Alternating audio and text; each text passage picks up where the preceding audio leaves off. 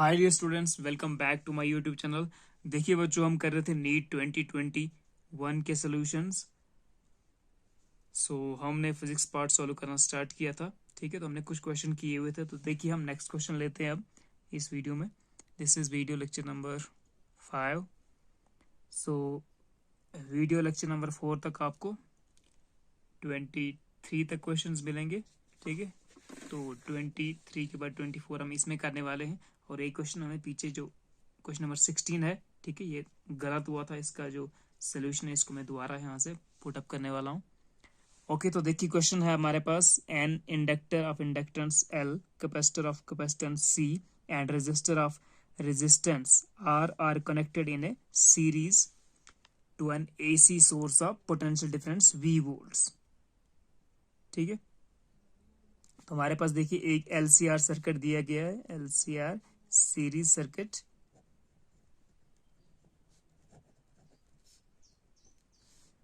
तो आपके पास देखिए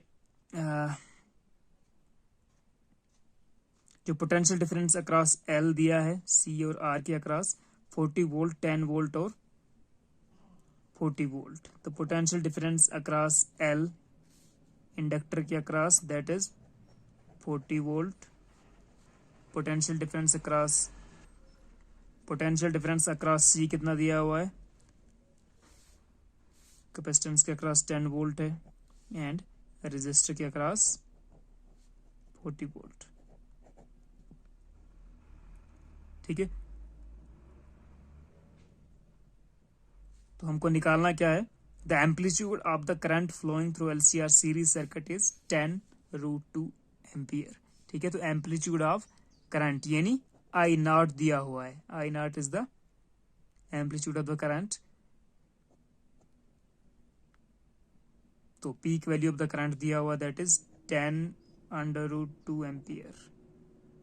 ओके, सो आपको निकालना क्या है, the impedance of the circuit is. तो आपको इम्पिडेंस निकालना है इस ओवरऑल LCR सर्किट का। तो हमें फाइंड करना है what is Z।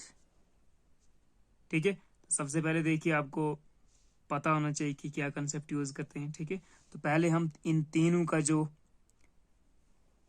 Net potential difference है वो फाइंड करेंगे। ठीक है, और पोटेंशियल डिफरेंस फाइंड करने के बाद हमें फाइंड करना होगा पोटेंशियल का पीक वैल्यू।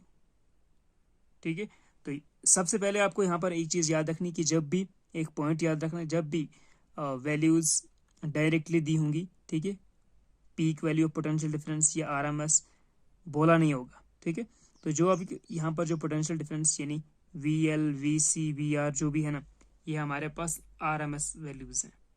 ठीक है, तो ये पॉइंट याद रखना है जब भी आपको RMS VRMS या IRMS के बारे में बताया नहीं होगा। ठीक है, तो पीक वोल्टेज है या रूट मीन स्क्वायर वोल्टेज है, ठीक है, जो भी, या करंट या वोल्टेज के बारे में, तो आपको जो वैल्यूज दी होंगी वो RMS में ही दी होंगी। तो ये पॉइंट आपको याद रखना है। ठीक है, वैल्यूज रूट मीन स्क्वायर में ये वाली ही दी होती है। तो चलिए पहले हम निकालते हैं क्या, सबसे पहले हम निकालते हैं net resistance in the series circuit. Okay, तो देखिए हमारे पास जो यहाँ पे होता है ये होता है इंडक्टर के लिए। ठीक है, तो VL हम इस तरफ आएगा, इस तरफ हम लेते हैं रेजिस्टर के लिए VR, और इस तरफ हम लेते हैं कैपेसिटर के लिए। ठीक है, ओके, तो यहाँ पर VC कितना है, VC इज 10 वोल्ट, इंडक्टर के लिए है 40 वोल्ट एंड रेजिस्टर के लिए भी 40 वोल्ट। ठीक है, तो इसको हम दोबारा से फिर से कर सकते हैं ऐसे, VR को इसी तरफ रखेंगे 40 वोल्ट, एंड जब ये बड़ा होता है तो, और ये छोटा होता है तो यहाँ पर इस एक्सेस पे हम लेने वाले हैं VL माइनस VC। ठीक है, यानी 40 volt minus 10 volt that is 30 volt. ठीक है, तो इन दोनों का जो वेक्टर्स का जो नेट आएगा that will be like this V net. ठीक है, और वो कितना आएगा, that will be that is calculated by क्या होता है under root of V R का square plus V L minus V C का स्क्वायर। ठीक है, यही होता है। इसको मैं यहां पे लिखता हूं। तो V net is equal to under root of V R का square plus V L minus V C का होल स्क्वायर। ओके, ठीक है। तो इसको आपको याद भी रख सकते हैं इस फॉर्मूले को कि net voltage in the overall circuit. और ये आपको याद रखना है कि ये जो नेट वैल्यू होता है ये क्या होता है, ठीक है, ये नेट वैल्यू होता है वी आर एम एस। ठीक है, तो this is your V R M S value. तो V R M S is equal to under root of V R का स्क्वायर कितना है 40 वोल्ट का स्क्वायर, 40 का स्क्वायर, और ये है 30 का स्क्वायर। 40 का square plus V L minus, इसको ऐसे भी कर सकते हो 40 माइनस 10 करो, उसका स्क्वायर करो, that comes out to be 1600 plus 40 minus 10 किया 30 का स्क्वायर, तो ये आ जाएगा 1600 प्लस 30 का स्क्वायर 900, इसका अंडर रूट, एंड ये आ जाएगा आपके पास कितना बन गया 2500। तो under root of 2500 that is 50। तो आपके पास जो V R M S value है दैट इज 50 वोल्ट। ठीक है, अब हमको दिया है आई नॉट, ठीक है, एम्पलीट्यूड दिया हुआ था करंट का, पीक वैल्यू दिया हुआ था। तो अब हमें जो वी आर एम एस का वैल्यू 50 आया हुआ है उसको आप चेंज करो, ठीक है, वी नॉट में, या फिर ऐसा करो इसको चेंज करो। ठीक है, तो मैं करंट को ही चेंज करता हूं। तो आई आर एम एस क्या होता है is equal to I not upon under root 2 होता है ना। ठीक है, यही होता था। तो I R M S is equal to I not upon under root 2, इसका मतलब 10 रूट 2 अपॉन रूट 2 फॉर्मूले का ये कैंसिल हो जाएगा, तो ये आ जाएगा 10 एम्पियर। ठीक है, तो आपके पास आई आर एम एस कितना है 10 एम्पियर। ठीक है, तो इम्पिडेंस क्या होता है टोटल रेजिस्टेंस। तो इस केस में according to the Ohm's law क्या आ जाएगा V is equal to I R. ठीक है, और यहाँ पर टोटल रेजिस्टेंस को हम बोलते हैं इम्पिडेंस, तो V is equal to I Z. तो अगर आप पीक वोल्टेज ले रहे हैं तो V is equal to I not Z. अगर आप वी आर एम एस का केस ले रहे हैं तो V R M S is equal to क्या हो जाएगा I R M S into Z. ठीक है, यानी V R M S upon I R M S is equal to impedance Z. ठीक है, ओम्स लॉ के तहत कर सकते हो। तो कितना आ जाएगा आपका impedance, impedance Z will be, तो Z is equal to V R M S कितना है 50 वोल्ट का value 50 volt, and I R M S 10। ठीक है, तो 10 5 50 एम्पियर है, तो वोल्ट पर एम्पियर इज ओम, तो दिस इज 5 ओम। तो आपका जो इम्पिडेंस ऑफ द सर्किट है वो 5 ओम आना चाहिए था। ठीक है, तो लास्ट हमने वीडियो में किया था ये क्वेश्चन, लेकिन वहां पर हमने जो आपका नेट वोल्टेज आता है, ठीक है, net potential difference in the circuit आता है, तो उसको हमने पीक वोल्टेज लिया था। तो ये हमेशा आपको याद रखना है कि जो भी यहाँ पर वैल्यूज दी हुई हैं ये 40 वोल्ट 10 वोल्ट और 40 volt, these are R M S values. ठीक है, ये आर एम एस वैल्यूज हैं, तो इनका जो नेट होगा that also comes out to be R M S V R M S. ठीक है, तो इसलिए पहले आपको वहां से वी नॉट निकालना था या आई नॉट को चेंज करके आई आर एम एस में करना था, तो हमने आई आर एम एस वाला केस लिया। ठीक है, तो V R M S upon I R M S is equal to impedance Z of the circuit. ठीक है, तो बहुत अच्छा क्वेश्चन था। इस तरह क्वेश्चंस आते रहते हैं अल्टरनेटिंग करंट के ऊपर से, कभी कभी ट्रांसफार्मर से क्वेश्चन भी आता है। तो अब चलते हैं हम क्वेश्चन नंबर 24 पे। Okay, now students we have question number 4। तो देखिए क्वेश्चन नंबर 4 क्या कहता है, water falls from a height of 60 metre at the rate of 15 kg per second to operate a turbine. The losses due to the frictional force are 10% of the input energy. How much power is generated by the turbine? ठीक है, तो power हमको निकालना है। ठीक है, तो power का कौन सा फॉर्मूला लगने वाला है, तो देखिए यहाँ पर बात हो रही है एनर्जी की भी बात हो रही है। सो थोड़ा डायग्रामेटिकली समझते हैं इसको। तो देखिए वाटरफॉल करता है, कह रहा है waterfalls from a height of 60 metre at the rate of 15 kg per second. ठीक है, तो मास कितना दिया हुआ हमारे पास 15 kg, और पर सेकेंड की बात हो रही, तो टाइम आपके पास दिया है 1 सेकेंड। ठीक है, तो इस तरह आपके पास सपोज करते हैं दिस इज वाटर, तो यहां से वाटर फॉल करता है किसी टरबाइन के ऊपर, लेट दिस बी टरबाइन। ठीक है, तो इसका जो इनपुट एनर्जी है, तो इसमें जो इनपुट एनर्जी है वो क्या होगा, यहाँ पे वाटर के पास कौन सी एनर्जी है, ठीक है, पोटेंशियल एनर्जी है। ठीक है, तो at the height of 60 metre, तो जो डिस्टेंस है जो आपके पास दिया है डिस्टेंस, दिस इज हाइट, तो एच कितना दिया है 60 मीटर। ओके, तो 60 मीटर ऊपर से पानी गिरता है। The losses due to frictional force are 10%। ठीक है, तो मतलब जो इनिशियल एनर्जी है उसका 10% लॉस हो रहा है, तो यहाँ पर जो इसके ऊपर जो एनर्जी गिर रहा है वाटर का energy, that is 90% of you. ठीक है, 90% of initial energy, input energy, यानी 90% ऑफ 90/100 ऑफ mgh। क्लियर है? ठीक है, तो यहाँ पर 90% ऑफ इनपुट एनर्जी पहुंच रहा है, 10% लॉस हो रहा है। How much power is generated by the turbine, तो टरबाइन कितना पावर जनरेट करेगा। ठीक है, तो पावर इज इक्वल टू क्या होता है, work done per unit time. ठीक है, and work done is stored in the form potential energy, तो यहाँ पे आ जाएगा आपका पोटेंशियल एनर्जी, तो 90% ऑफ mgh। ठीक है, हाइट का आपको पता है 60 मीटर है, m का पता है, ग्रेविटी इसने बोला है g is equal to 10 metre per second ले लो। ठीक है, तो 90% of mgh upon time 1 second.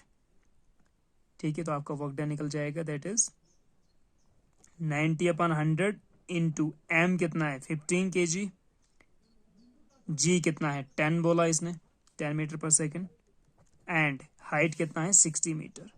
इसको कैलकुलेट करते हैं, कितना आ जाएगा, तो 0 and 0 cancel, 0 0 cut, 9 into 15 into 60 कितना हो गया ये, 9 इंटू 15×90, ये 900 आ गया, तो 009 एंड 81, तो 8100 watt power is equal to 8100 watt, तो इतना पावर जनरेट कर रहा है टरबाइन। ठीक है, तो देखते हैं ऑप्शन है कहाँ पे 8100, 8.1 और बाकी तो नहीं है, तो 8100 इसी का बनने वाला है। ठीक है, तो इसको आप 8100 को आप लिख सकते हो 8.1 इंटू 10³ वाट, या 8.1 इंटू 8.1 किलोवाट। ठीक है, 1 किलोवाट इज इक्वल टू 10³ वाट। ठीक है, तो दैट इज योर पावर। ठीक है, तो आपके पास ऑप्शन आ गया 8.1 किलोवाट। क्वेश्चन नंबर 25 देखते हैं। सो क्वेश्चन नंबर 25 देखिए, सिक्रिव गाज पे क्वेश्चन आया हुआ है। A screw gauge gives the following readings when used to measure the diameter of a wire. तो डायमीटर ऑफ वायर निकालने के लिए ये रीडिंग्स देता है। मेन स्केल रीडिंग MSR आपके पास क्या है, main scale reading is equal to 0 mm मिल रहा है आपको, एंड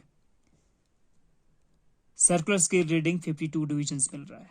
ठीक है, तो देखिए इसको हम डायरेक्टली कर सकते हैं क्वेश्चन को। अगर आपने ये टॉपिक नहीं भी पढ़ा है सिलेबस में, तो आपने ये क्वेश्चन क्लास 11 के प्रैक्टिकल्स में जरूर किया होगा, जब प्रैक्टिकल्स करते हैं वार्नर क्लिपर्स के ऊपर। ठीक है, कभी कभी वार्नर क्लिपर्स के ऊपर क्वेश्चन आता है, कभी स्क्रू गाज के ऊपर, फिर दूसरे तरीके से सिंपल पेंडुलम या स्पेरोमीटर, या बहुत सारे 11th क्लास में अच्छे अच्छे प्रैक्टिकल्स है, वहां से क्वेश्चन पूछ सकता है।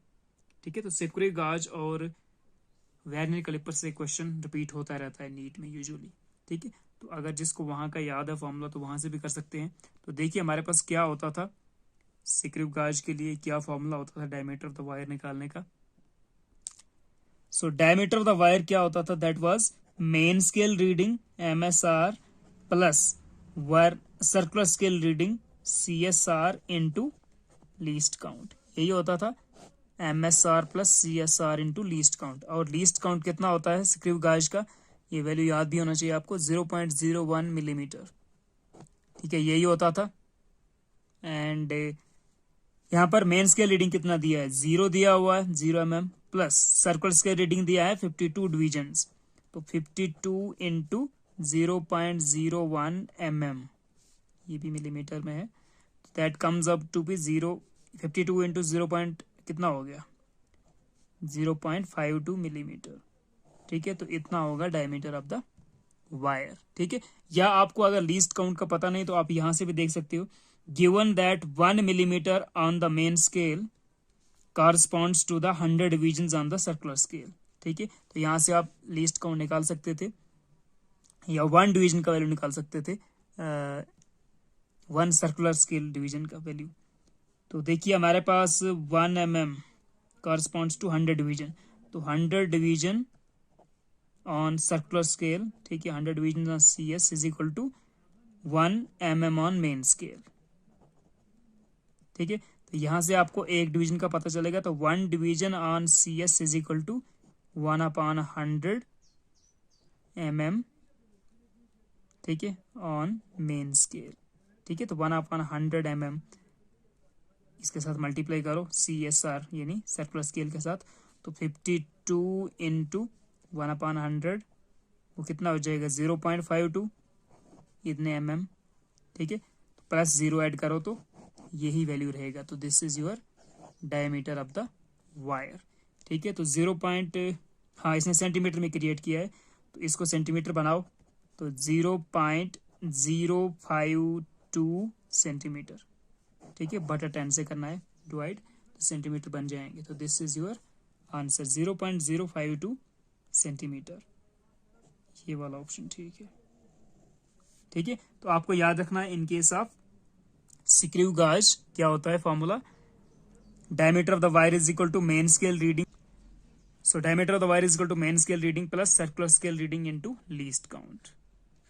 ठीक है, तो सिंपली आप निकाल सकते हैं। वैसे ही केस हमारे पास होता था वर्नियर कैलिपर्स का, ठीक है, जहां पर main scale reading plus vernier scale reading into vernier constant होता था।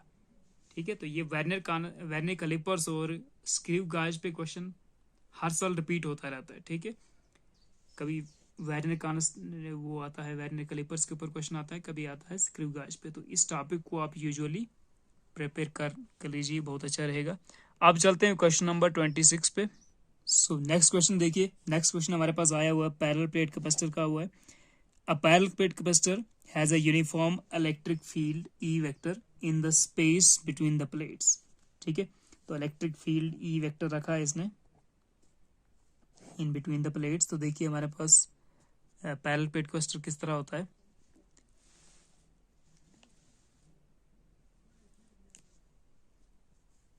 तो लाइक दिस, ये आ गया आपके पास एक प्लेट, दूसरा प्लेट, एंड इलेक्ट्रिक फील्ड है आपके पास E vector in the and in the space between the plates, the if the distance between the plates is D, तो ये दिया हुआ आपके पास small d। okay, if the distance between the plates is small d and the area of each plate is A, तो area distance between the plates, separation between the plates is D, area of each plate is A, then the energy stored in the capacitor is, ठीक है, तो plate area A दिया हुआ है, electric field का value ई है, distance between the plates D दिया हुआ है। ठीक है, तो कहता है कि the energy stored in the capacitor is, ठीक है, कौन सा वैल्यू होगा इनमें से, epsilon not E A D 1/2 epsilon not E square A D E square A D upon epsilon not. ठीक है, तो देखिए यहाँ पर हमें थोड़ा सा सोचना पड़ेगा जो इसने बोला है। तो देखिए हम जानते हैं energy stored in the capacitor is given by U is equal to 1/2 CV square, या होता है 1/2 QV। ठीक है, या लिख सकते हो 1/2, एक दूसरा फॉर्मूला होता है इसका, यहीं से बनेगा वो भी, अगर V की जगह पे आप Q is equal to CB, V is equal to हो जाएगा Q अपॉन C, तो that is Q square upon C। ठीक है, तो जब आपके पास व्हेन यू हैव कैपेसिटेंस, या अगर पोटेंशियल डिफरेंस आपको दिया होगा व्हेन कैपेसिटेंस पोटेंशियल डिफरेंस या चार्ज पोटेंशियल डिफरेंस या चार्ज कैपेसिटेंस, इन में से कोई वैल्यूज अगर आपके पास दिए होंगे तो ये वाले आपके पास energy stored in the capacitor के फॉर्मूले यूज होते हैं। बट यहाँ पर ये कोई भी हमारे पास अवेलेबल नहीं है, ठीक है। तो हमको energy stored in the capacitor कैसे निकालना है, देखिए हमको यूज करना है यहाँ पर, ये इसने थोड़ा ट्रिक करने के लिए दिया था इस साल क्वेश्चन, हमको यूज करना था एनर्जी डेंसिटी का फॉर्मूला। देखिए energy density is denoted by small you and is given by energy per unit volume, ठीक है, एनर्जी पर यूनिट वॉल्यूम, ठीक है। तो एनर्जी डेंसिटी हो जाएगा वो चीज, तो energy per unit volume is energy density, ठीक है। तो ये होता है एनर्जी पर यूनिट वॉल्यूम। तो एनर्जी डेंसिटी का जो फॉर्मूला है that is 1/2 epsilon not electric field का स्क्वायर, ठीक है, 1/2 epsilon not E square, okay. तो यहां से आप निकाल सकते हो अगर U is equal to U by, ठीक है, energy stored in the capacitor upon volume होता है, तो वॉल्यूम क्या होगा इस केस में, volume will be area of each plate into D, तो volume is equal to A into D लिख सकते हो आप, ठीक है, एरिया इंटू लेंथ या हाइट, तो उसकी जगह वॉल्यूम लिख सकते हो, ठीक है। तो इसका मतलब यहां से हम U निकालेंगे, तो U is equal to U upon V is equal to 1/2 epsilon not E square, okay. और यहां से हम U निकालेंगे, तो U is equal to V into this, तो इट इम्प्लाइज U कितना आएगा, energy stored in capacitor will be, ये आ जाएगा आपके पास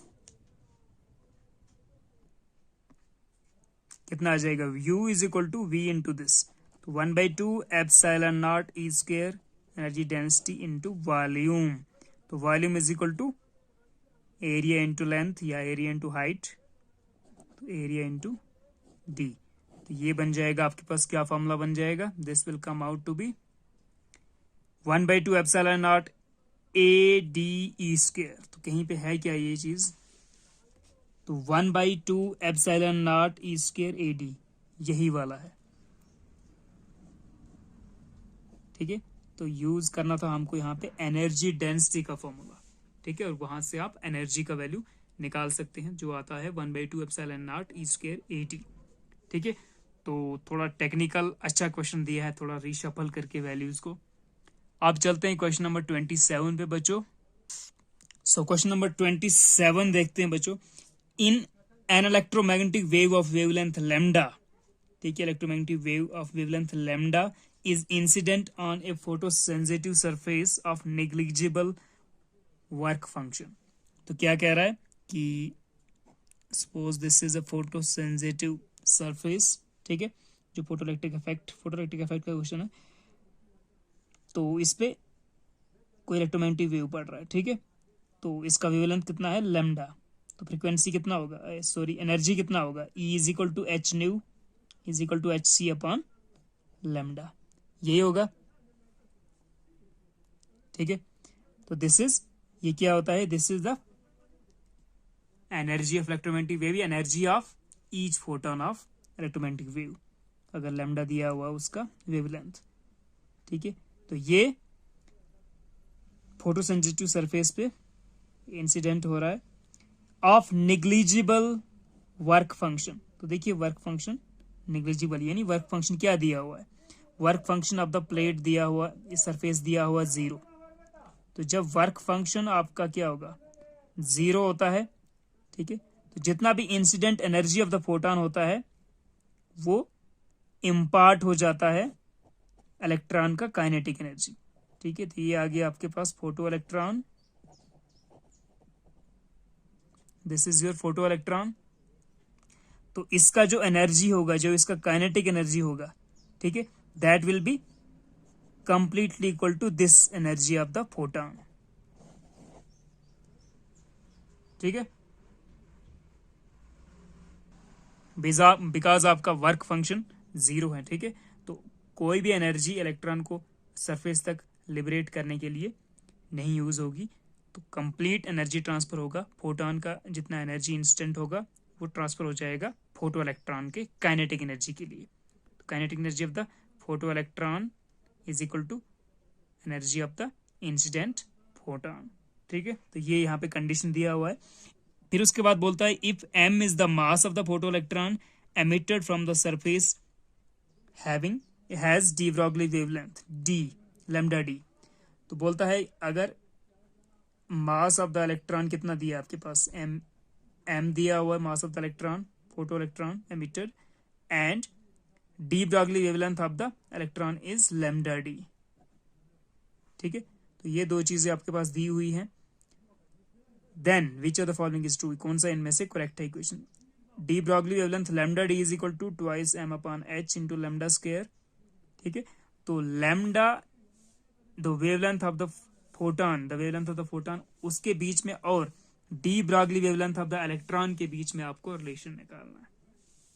ओके, तो चलिए देखते हैं कैसे निकालेंगे। तो हम यूजुअली स्टार्ट करेंगे कहाँ से, हमें इसको स्टार्ट करना पड़ेगा de Broglie wavelength of electron से। तो क्या होता है de Broglie wavelength of electron is equal to h upon p। ठीक है, Planck's constant upon momentum, lambda is equal to h upon mv या p। ठीक है, और p कितना होता है h upon under root of twice m k या ट्वाइस m e। ठीक है, where e is the kinetic energy. Okay, ठीक है, twice m e kinetic energy को मैं e के लिख रहा हूं।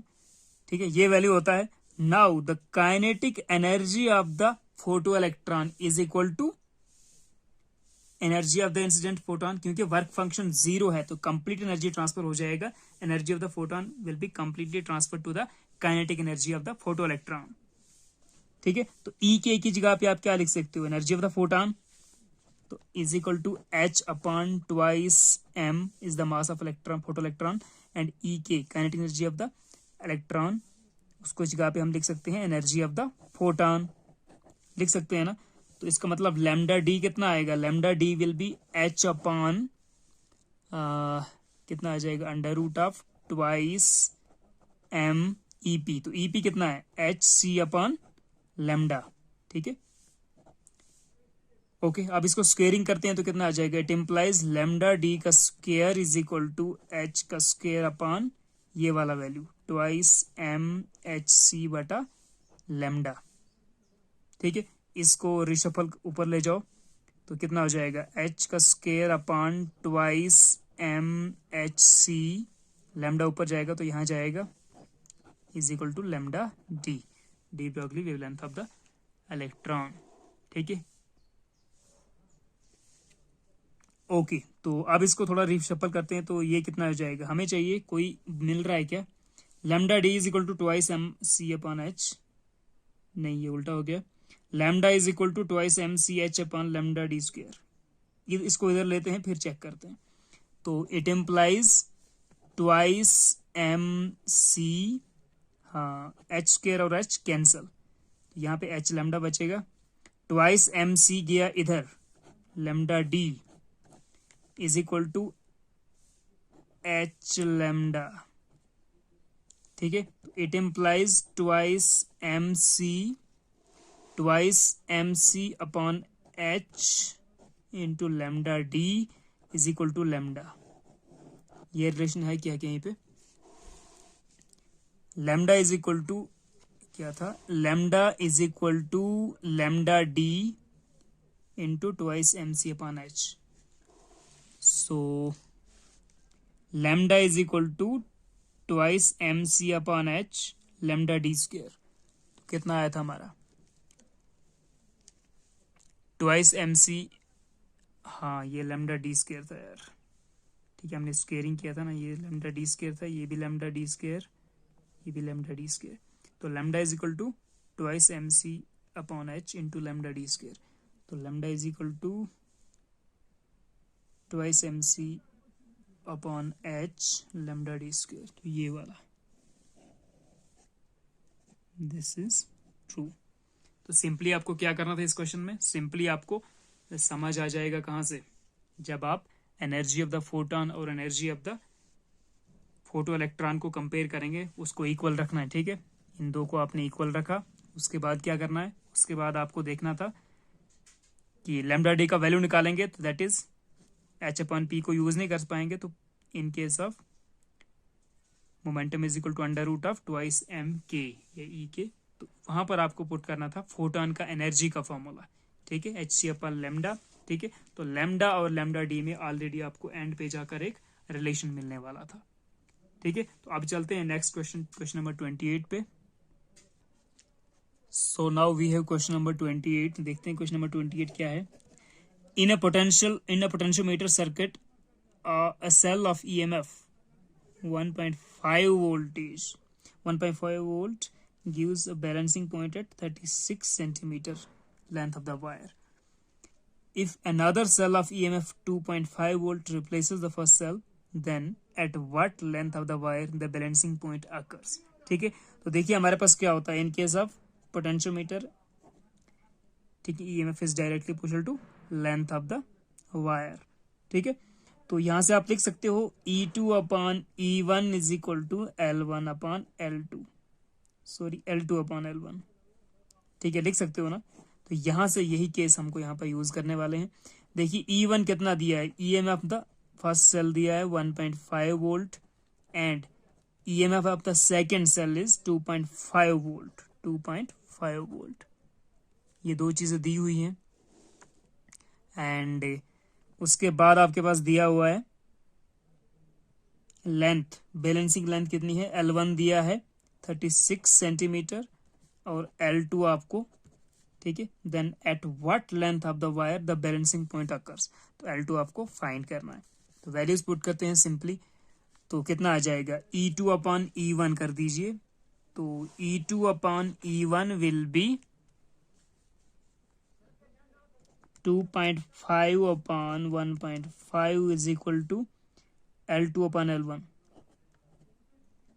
तो L2 upon 36, तो it implies L2 will be कितना हो जाएगा, यहाँ पे देखते हैं L2 is equal to 2.5 upon 1.5 into 36, ठीक है। तो ये कितना आ जाएगा, इसको मैं 25/15 लिख सकता हूँ क्या, लिख सकता हूँ। तो it is equal to 3 5s are 15, 3 5s are 15, 5 5s are 25, तो ये 5/3 आ गया, 5/3 इंटू 36, तो कितना हो गया 3 12 36, 5 इंटू 12, तो ये आ रहा है 12 60 सेंटीमीटर आ रहा है भाई L2 आपका, ठीक है। तो L2 is equal to 60 centimetre, ठीक है। तो दूसरे सेल के केस में जो balancing length of the wire है दैट इज 60 सेंटीमीटर, ठीक है। तो कौन सा ऑप्शन ठीक है, यहाँ पे ऑप्शन है आपके पास 60 centimetre, D option is correct, ठीक है। तो सिंपली आपको कौन सा फॉर्मूला यूज करना था, आपको just E2 upon E1 is equal to L2 upon L1 use करना था, वहां से आपको L2 is equal to E2 upon E1 into L1, ठीक है। तो ये तीनों वैल्यूज आपके पास है, तो जस्ट आपके पास balancing length in case of the second cell मिल जाता, that is 60 centimetre. Question number 28 पे चलते हैं। क्वेश्चन नंबर 28 क्या है, क्वेश्चन नंबर 28 को देखो, क्वेश्चन नंबर 29, क्वेश्चन नंबर 29 कहता है the effective resistance of A parallel combination that consist of 4 wires of equal length, ठीक है। तो थोड़ा सा डायग्रामेटिकली करते हैं इसको। So question number 29, the effective resistance of a parallel combination that consists of 4 wires, ठीक है। तो हमारे पास 4 रेजिस्टेंसेस ने लिए हुए हैं 1 2 3 एंड 4, ठीक है। तो इनका इफेक्टिव रेजिस्टेंस पैरेलल कनेक्शन में कितना आ जाता है, ठीक है, let it be some parallel connection and आप 4 वायर्स ऑफ इक्वल लेंथ, ठीक है। तो लेंथ इक्वल है, एरिया इक्वल है, क्रॉस सेक्शन इक्वल है एंड ऑफ सेम मटेरियल, ठीक है। तो देखिए आपको फॉर्मूला जो होता है that is resistance of a wire is equal to rho L upon A, यही होता है, ठीक है। तो कहता है length, area of cross section और जो नेचर ऑफ द मटेरियल है, ठीक है, सेम मटेरियल के बने हुए हैं, तो तीनों चीजें मतलब उनका रेजिस्टेंसेस सबके सेम है। इसका रेजिस्टेंस भी R R R and R, ठीक है। तो समथिंग लाइक दैट, और पैरेलल कॉम्बिनेशन में जो टोटल रेजिस्टेंस मिलता है वो कितना दिया है, वो दिया है इसने 0.25 ओम। कितना दिया है, 0.25 ओम दिया हुआ है। What will be the effective resistance if they are connected in series. ठीक है, बोलता है कि अगर इनको चारों को सीरीज में करेंगे तो क्या। तो सबसे पहले हमें ईच रेजिस्टेंस का वैल्यू निकालना है। कैसे निकालेंगे, तो देखिए हमारे पास पैरेलल कॉम्बिनेशन में अगर सेम रेजिस्टेंसेस होंगे तो चार रेजिस्टेंसेस का जो वैल्यू होगा, ठीक है, अगर हमारे पास दो रेजिस्टेंस होते हैं R1 R2 पैरेलल कॉम्बिनेशन में, ठीक है, तो हमारे पास जो इनका इक्विवेलेंट रेजिस्टेंस होता है that comes out to be R/2 parallel के केस में। अगर चार रेजिस्टेंसेस होंगे तो जो इक्विवेलेंट रेजिस्टेंस है that will come out to be R/4। ठीक है, तो इसने क्या दिया है, R/4 दिया है 0.25 ओम। इनका टोटल रेजिस्टेंस पैरेलल कॉम्बिनेशन में बोलता है 0.25 ओम आता है। तो इसका मतलब ईच रेजिस्टेंस कितना होगा, तो R यहाँ से निकाल सकते हो, R is equal to 4 times 0.25 ohm, तो 25 चौके 100 यानी 1 ओम। ठीक है, तो 1 ओम क्या आ रहा है आपका, R का वैल्यू आ रहा है, तो ये भी आपका 1 ओम है। इसका मतलब ये भी 1 ओम, ये भी 1 ओम और ये भी 1 ओम। चारों को पैरेलल कॉम्बिनेशन में चेक करो तो कितना हो जाता है, 1 ओम अपॉन 4। ठीक है, R/4 होता है ना पैरेलल कॉम्बिनेशन के लिए, चार हैं तो R/4 हो जाएगा अगर सेम रेजिस्टेंसेस हैं। तो इसका मतलब R/4 1/4 हो जाएगा, दैट इज 0.25 ओम। ठीक है, तो ये तभी आता था 0.25 ओम। तो इसका मतलब ईच रेजिस्टेंस कितना है, 1 ओम 1 ओम का है। इसका मतलब अगर इनका आप पैरेलल कॉम्बिनेशन लेने वाले हैं, ठीक है, अगर इनका आप पैरेलल कॉम्बिनेशन लेते हैं तो क्या हो जाएगा, पैरेलल में करो इनको कनेक्ट। ठीक है, सॉरी पैरेलल कॉम्बिनेशन में नहीं है, सीरीज कॉम्बिनेशन में करो। तो RS इज इक्वल टू क्या होता है, सीरीज में करो इनको 1 ओम को सबको कनेक्ट। तो सीरीज कॉम्बिनेशन में आपको क्या होता था, R1 plus R2 plus R3 series में डायरेक्टली ऐड हो जाते हैं रेजिस्टेंसेस, तो ये हो जाएगा 1 प्लस 1 प्लस 1 दैट इज 4 ओम। ठीक है, या सिंपली बोल सकते हो आप N टाइम्स R। सीरीज में आपका जो टोटल रेजिस्टेंस आता है that is N times R, तो 4 टाइम्स 1 दैट इज 4 ओम। ठीक है, तो बहुत सिंपल था क्वेश्चन। ठीक है, तो अच्छा क्वेश्चन था क्योंकि इसने इस साल न्यूमेरिकल नहीं दिया है, तो डायरेक्टली फॉर्मूला के ऊपर जस्ट रिशफल करके दिया हुआ है। तो 4 ओम आपका आंसर होना चाहिए सीरीज के केस में। तो कौन सा ऑप्शन आएगा, सी ऑप्शन आएगा, थर्ड 4 ओम। क्वेश्चन नंबर 30 पे चलते हैं। क्वेश्चन नंबर 30 क्या है, an infinitely long straight conductor carries a current of this. An electron is moving with the speed of इतने parallel to the conductor. The perpendicular distance between the electron and the conductor is 20 centimeter at an instant. Calculate the magnitude of the force experienced by the electron. तो देखिए current चल रहा है यहाँ पे, तो इसको अच्छे से करते हैं। Question number 30, an infinitely long straight conductor, तो ये कंडक्टर है PQ, इसके थ्रू करंट फ्लो कर रहा है 5 ampere, carries a current of 5 ampere as shown in the figure. ठीक है, तो करंट आपके पास कितना दिया है, I दिया हुआ है 5 एम्पियर।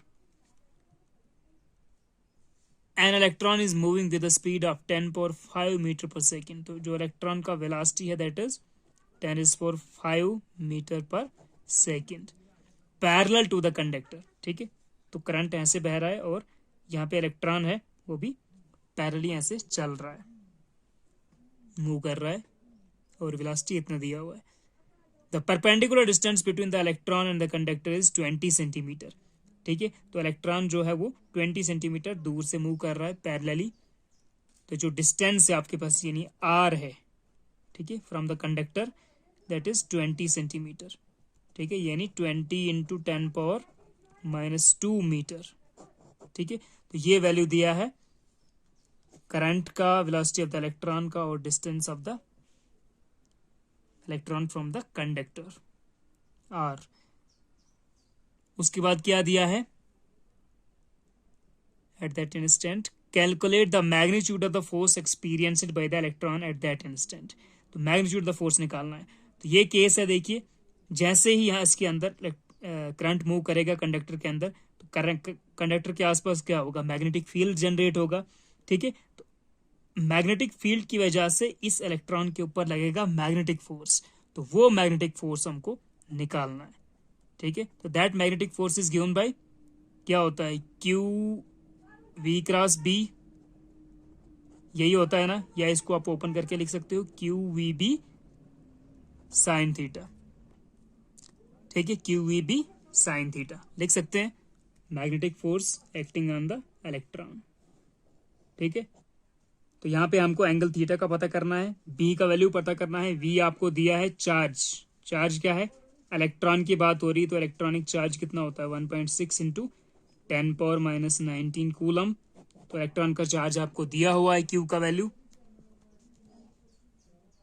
एंड तो सबसे पहले हमको क्या करना है कि मैग्नेटिक फील्ड जो बी है, बी कितना पैदा हो रहा है इस पॉइंट पे। ठीक है, जहां पे इलेक्ट्रॉन है तो उस पे बी कितना लग रहा है, उस पॉइंट पे बी कितना है।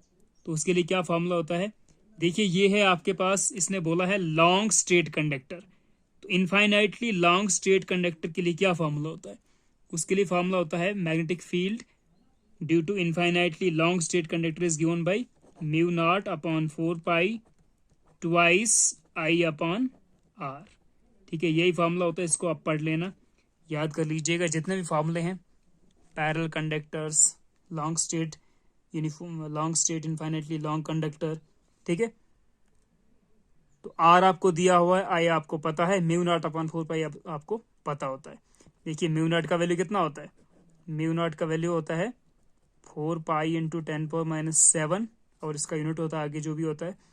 तो यहाँ से आप म्यू नॉट अपॉन 4 पाई का वैल्यू इसको नीचे लाओ तो ये बन जाएगा 10⁻⁻7। तो आपको ये चीज़ हमेशा याद रखनी है कि म्यू नॉट अपॉन 4 पाई का वैल्यू 10⁻⁻7 होता है।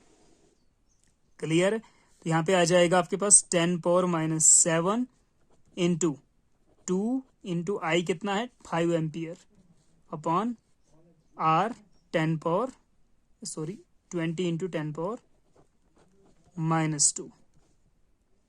ठीक है, कुछ कैंसिल हो रहा है क्या, 2 5 ज़ा 10, या इसको कैंसिल 2 10 ज़ा 20। ठीक है, तो यहाँ पे 5 बचेगा ऊपर, तो 5 इंटू 10⁻⁻7 बच गया ऊपर, अपॉन 10 इंटू 10⁻⁻2 कितना होता है 10⁻⁻1। ठीक है, ये -2 है, 10⁻1 है, तो ये -1 बचेगा यहाँ पे। तो इसका मतलब क्या हो गया, इसका मतलब that comes out to be, तो यहाँ पे देखते हैं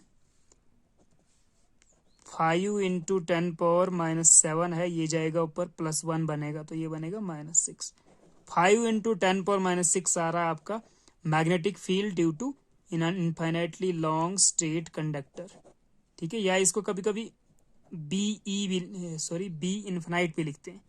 ठीक है, तो due to infinitely long straight conductor का फॉर्मूला यूज करो, mu naught upon 4 pi into 2 I upon R, तो वो आ जाएगा आपका इतने टेस्ला। ठीक है, तो ये वैल्यू हम कहाँ पुट करने वाले हैं, ये वैल्यू हम पुट करेंगे यहाँ पे Q V B sine theta में। अब जो मैग्नेटिक फील्ड बन रहा है, तो हमें एंगल कितना मिल रहा है वो देखना पड़ेगा यार। ठीक है, तो इस पॉइंट पे इलेक्ट्रॉन के ऊपर जो मैग्नेटिक फील्ड पैदा होने वाला है, तो इलेक्ट्रॉन के ऊपर, ठीक है, इस पॉइंट पे इलेक्ट्रिक जो मैग्नेटिक फील्ड पैदा होने वाला है बी, तो बी का डायरेक्शन कहाँ पे होगा, देखिए अगर करंट का डायरेक्शन ये है, ठीक है, अगर आप right hand thumb rule use करते हैं तो आप थंब को रख दीजिए इलेक्ट्रिक करंट की डायरेक्शन में। ठीक है, तो जो आपकी फिंगर्स होंगी, ठीक है, राइट हैंड की फिंगर्स होंगी, तो वो फिंगर्स आपको शो करेंगी इस पॉइंट पे मैग्नेटिक फील्ड। ठीक है, और वो मैग्नेटिक फील्ड होगा अपवर्ड्स और 90 डिग्री होता है। ठीक है, जैसे मैं आपको दिखाता हूँ, अगर आप इस तरफ आपका करंट चल रहा है, यहाँ पे करंट चल रहा है इस तरफ, ठीक है, तो इस तरफ आप आपका थंब रख लीजिए राइट हैंड का। ठीक है, और यहाँ पे आपकी फिंगर्स ऐसे ऊपर के लिए होंगी, तो देखिए ऐसे। ठीक है, तो ये आपको इस तरह शो कर रहा है upward 90 degree magnetic field, fingers का डायरेक्शन। ठीक है, तो यहाँ पे जो मैग्नेटिक फील्ड होगा that will be perpendicular to the direction of the current at this point. इसका मतलब मैग्नेटिक फील्ड का डायरेक्शन ये है ऊपर के लिए, इलेक्ट्रिक करंट ऐसे है। ठीक है, तो this is Z axis, this is x axis, तो कितना एंगल बन रहा है 90 डिग्री। तो थीटा कितना है यहाँ पे आपके पास 90 डिग्री। ठीक है, तो आपके पास जो साइन थीटा साइन 90 आपको यहाँ पे यूज करना है। तो मैग्नेटिक फोर्स कितना निकलेगा, then F magnetic is equal to Q into V into B into sine 90। ठीक है, तो साइन 90 कितना होता है, साइन 90 इज 1, साइन 0 0 होता है, साइन 90 1 होता है। तो आपके पास क्यू वी बी आएगा मैग्नेटिक फोर्स। ठीक है, और यहाँ पे वैल्यूज पुट करेंगे, देखते हैं कितना आता है।